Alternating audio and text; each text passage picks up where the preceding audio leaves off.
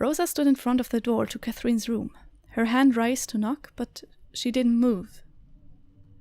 Doubt was creeping into her mind like a spider crawling on a wall. She remembered the feeling of hunger from the night they had kissed. It was both familiar and utterly alien, like an instinct, an urge she hadn't felt for a long time. A shiver ran down her spine at the memory.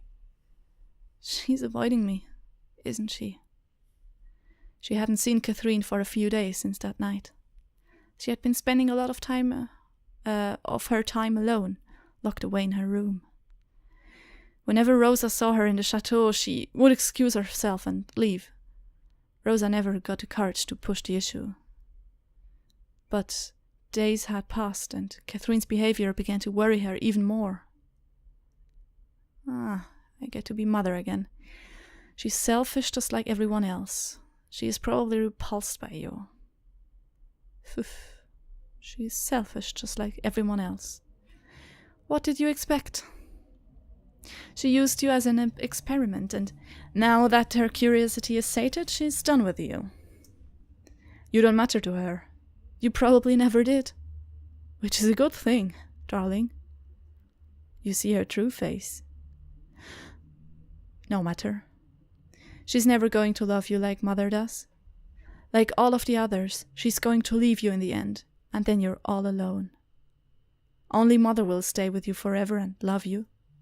So be a good child and listen to what I tell you. Rosa bit her lower lip. This was all her fault, wasn't it? She needed to make it right. If Rosa talked to her properly, she was sure they would come to an understanding. She had to explain to her what, exactly? They had both been drunk and the kisses didn't mean anything, or her stomach churned at his thought. In the end, it didn't matter what Rosa wanted. Catherine obviously regretted what had happened.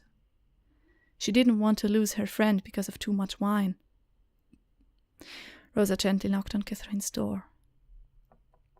Catherine? May I come in? Please, Catherine. I'm sorry for the mess, but can we talk? Rosa waited for an answer, and none came. Rosa turned the handle slowly and entered. Ooh. Usually, Catherine's room was brightly lit. The windows let in a fresh breeze, often carrying the sweet smell of flowers in spring. Right now, however, the curtains were drawn closed. The few candles burning on the desk weren't enough to banish the darkness completely. The air hung heavy in the room. Catherine didn't turn around when the door opened. She just stood there, unmoving, in front of a wall. The sounds of something scratching along a rough surface filled the air. Oh no, I don't like this. Also the music, I don't like it. Rosa felt a shiver run down her spine at the sound, and her muscles tensed instinctively. She approached Catherine slowly and apprehensively. And she came oh god, now I even hear the sound. Oh, that's so not nice.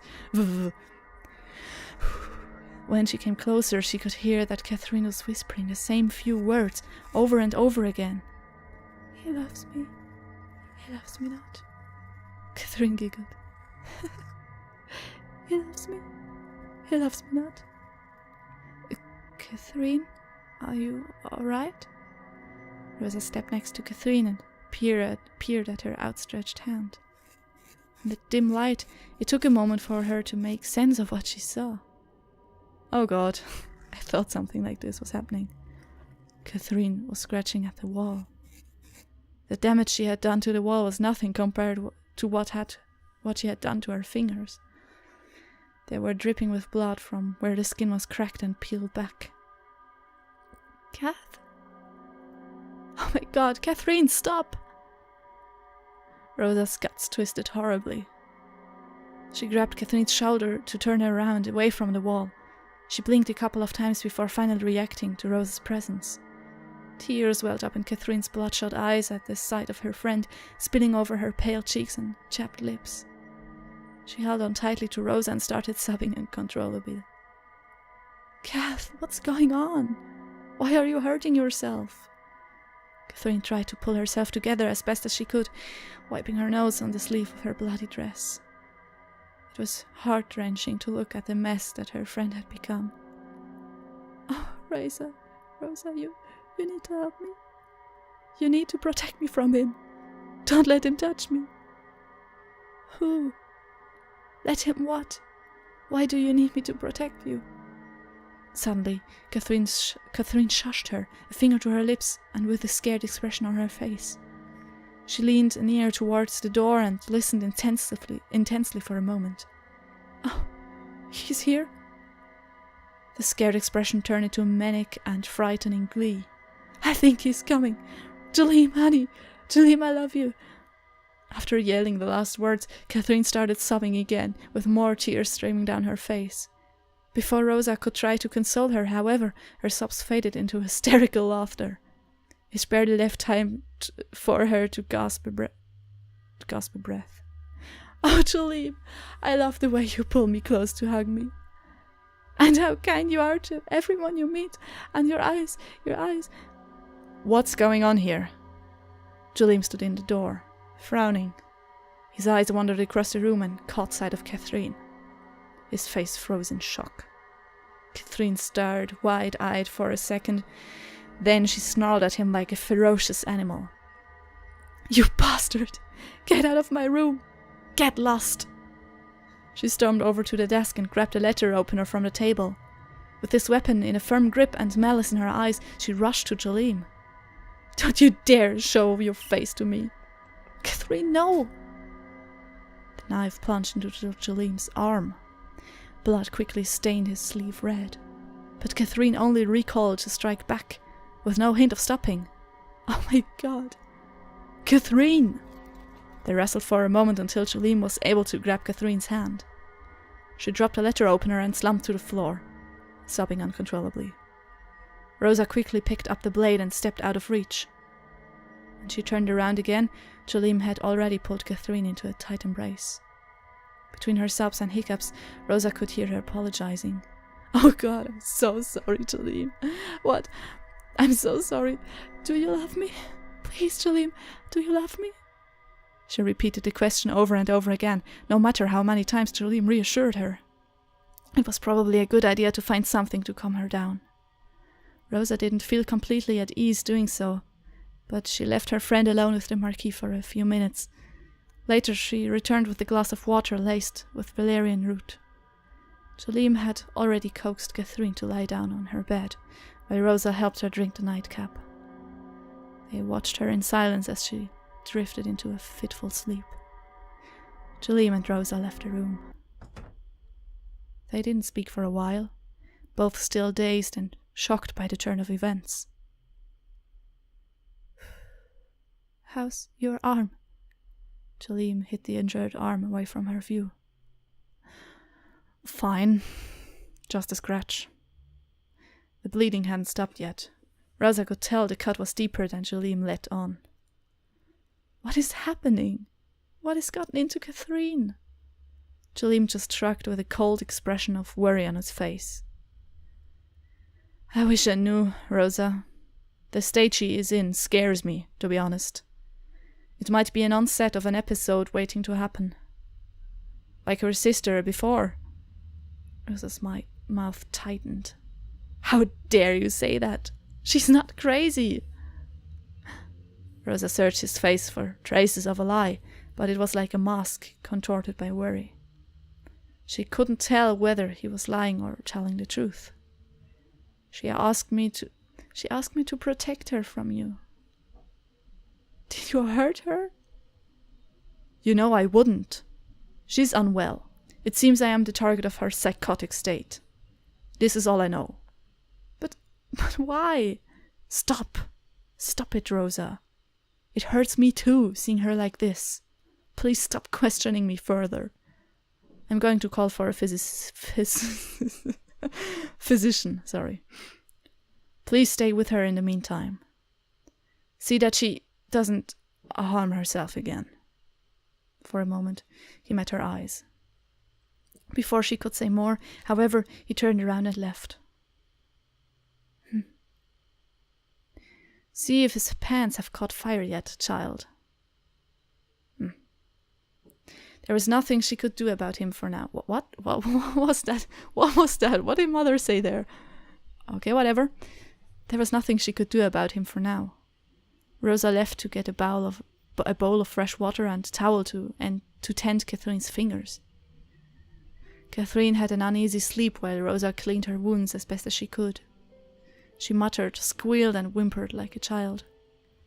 It seemed that she was having a nightmare, but Rosa didn't dare wake her before the physician arrived. Instead, she stroked her hair, told her that everything would be all right. She tried to appease the growing confusion of voices in her head. What had happened between Catherine and Jolene? Their relationship was often erratic, but Rosa dismissed the possibility that this was one of their usual fights. Rosa remembered Catherine's face, filled with utter spite at that man. She had never seen that much hatred in Catherine. After a few minutes, Catherine's eyelids fluttered open. She looked around with some confusion, then her gaze settled on Rosa. Tears welled up in her eyes. Rosa. Rosa held her outstretched hand. Her heart broke when she saw Catherine wince. Oh, Rosa, I'm so scared. Everything is such a mess. It's going to be all right, Kath. Don't worry now. Just try to sleep some more. No, you don't understand. Catherine tried to sit up, but Rosa pushed her down gently. You need to rest, Kath. I hate him. This is all his fault. She sniffed, but settled down on her pillow once more. When she spoke again, it was in a whisper. Rosa, She chewed on her dry, chapped lips for a moment, as if she couldn't get the words out. I don't think I love him anymore. What? A dry sob escaped her, followed by tears rolling down her cheeks. Had Catherine really just said that? But I don't understand this. When I think of him, Her voice cracked. She shuddered under the blanket like an ill breeze had just sprung up in the room. It's like bugs are crawling under my skin. I can't bear to look at him anymore. I just can't. I can't even say his name. Why? Do you remember when exactly you started feeling this way? That night? Rosa winced. Catherine covered her face with her hands. It was a horrible night. Rosa's chest hurt. Was this her fault? She didn't know what she had done. But didn't she do something to her? I'm sorry. Catherine went on like she hadn't heard her. I went to his room. We spent the night together. Rosa waited for Catherine to continue, but the girl stared blankly. She just stopped speaking, as if forgetting she ever spoke at all. Kath, did he hurt you that night? No. Maybe. Catherine shook her head. I don't know. She grabbed her head and sobbed. The grip on Rosa's heart tightened. How can this be? Her eyes drowned in tears. I love him, Rosa, don't I? I remember everything.